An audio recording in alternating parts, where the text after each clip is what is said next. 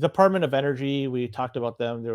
They were asking Bitcoin miners to voluntarily disclose U.S. Bitcoin miners to disclose information related to their energy consumption. Looks like we got some closure on this story, at least for now, though. So Riot and a few other companies, they decided to launch a lawsuit, and they were saying at the time that was unfair practice, and the Department of Energy decided to temporarily halt the program. We talked about this last week. And so this week, though, they decided to, or they announced that they're going to permanently shelve the program, at least the one that they have rolled out to this date. It's also being reported that the government must destroy all the data collected to date, also pay the legal fees, and start over legally with public notice and comment. Mm-hmm. So looking at this, reading between the lines, it's not to say they're not going to go ahead with something like this again. They may, but the process will be slightly different moving forward, because if you look at the Bitcoin miners, they're not out of the woods yet with respect to being forced, voluntold to disclose information.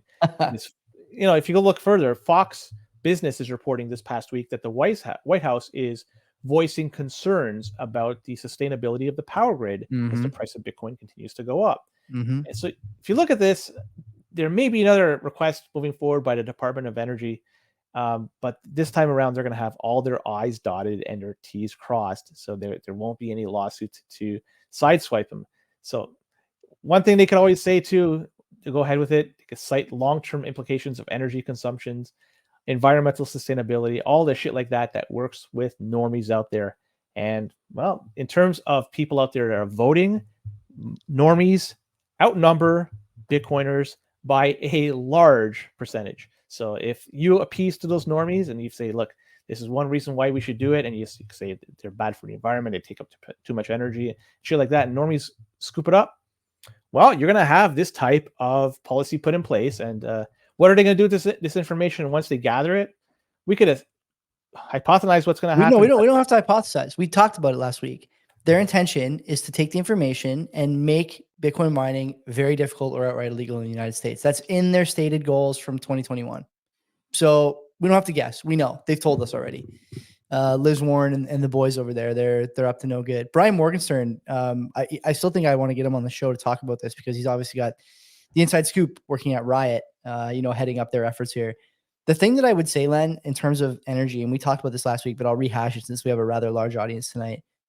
There's a world that's not too far from our reality. It is easily inside the Overton window, where as driving season approaches and the strain on grids really ramps up, and oil moves from $75 a barrel to $90 or $92 or $94 a barrel in the summertime, and the SPR doesn't have the same amount of oil to give, the administration points at Bitcoin as the cause for energy prices going up and makes a huge attempt to stifle mining and squash the price all in one go. And they do it with the ETFs, and they do it with the miners, and they do it through that wedge, and say that the grids are unreliable because of Bitcoin mining. We have to get this under control. We're seizing this until we know what we can do about this. In the meantime, everyone will get their cash back or something like that, and we're going to keep the rest in custody. The miners on U.S. shores will have to shut down for an indeterminate period of time. It's an emergency, blah, blah, blah. I realize this is like unsavory and, probably upsetting for some people. It's like crazy that we're in this world where this can happen. I think this is definitely possible. But to say that this is outside the realm of possibility it's wrong at this point. The people in charge in Washington are political killers more than anything. And, the control of the money is the most important piece of the puzzle for them at this point. It may be one of the few pieces of the puzzle they have left, and they're not going to let it slip away. They're going to take advantage of that difficulty that people have. And I wouldn't be surprised to see some variance between the reactions from certain states where Bitcoin mining is going on. Do I think Texas is going to shut down its Bitcoin miners? No, I don't. Do I think that other red states are going to shut down the Bitcoin miners? No, I don't. I think there's going to be a problem.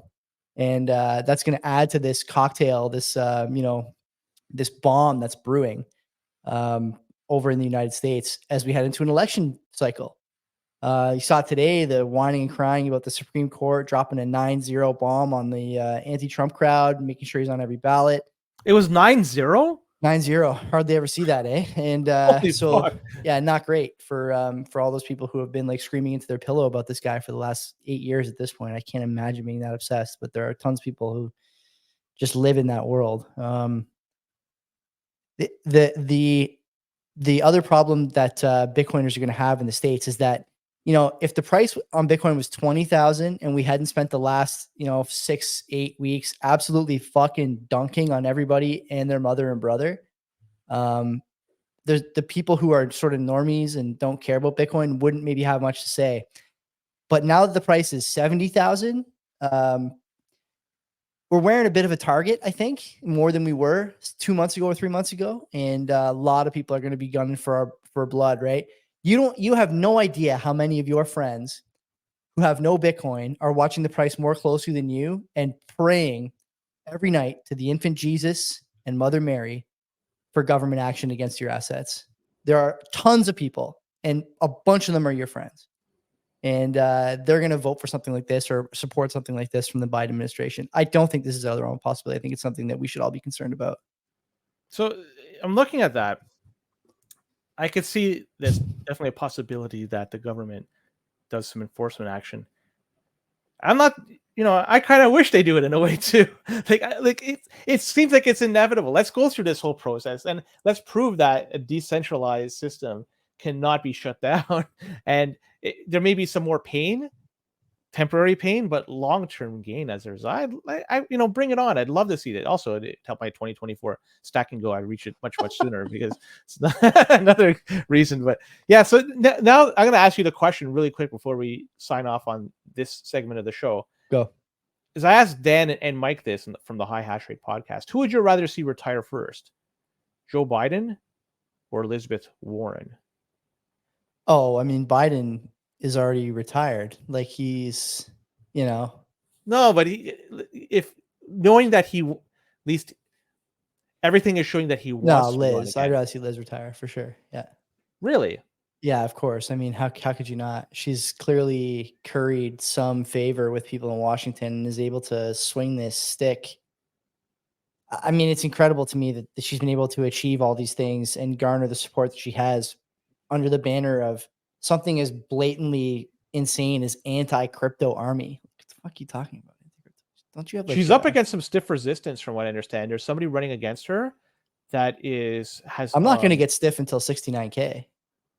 And depending if you look at your block clock, you'll never get there. You're going to be just limp for the rest of your life because you got to restart that block clock. But apparently somebody's running against her that has Bitcoin and shitcoin connection. She'll never lose, Len. Like she'll never lose. She's entrenched. The American system is worse than ours, man. You just so many seats are, 100-year Democrat. You could run a paper bag. It would have to be paper. It can't be plastic because it's bad for the environment. You could run a paper bag and win under the Democrat banner. Yeah. But like, who's going to run as the Democratic nominee for the Senate over there? I mean, I'm not sure if he's running for that regard or running for the Republic. I have no idea, but it's getting some waves. Let's get him on. So in terms of her, she's 75. Last I checked, she's a little bit older than I thought. So really, how much time does she have left in terms of being elected? Like, do you think she's going to be? How old's Pelosi? How old's Pelosi? 88. That's what I'm going to get. Like, are they the exception? Like the is Pelosi that old? I can't believe I just said she's got to be in the.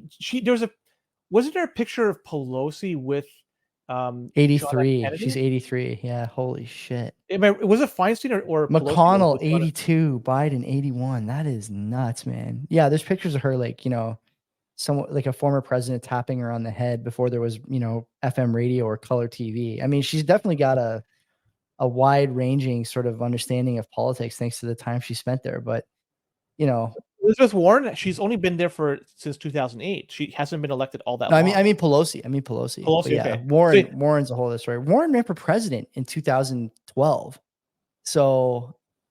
And after that, I think, didn't she? I think the year that Bernie had a lot of momentum was the year Trump won. And I think she was on that.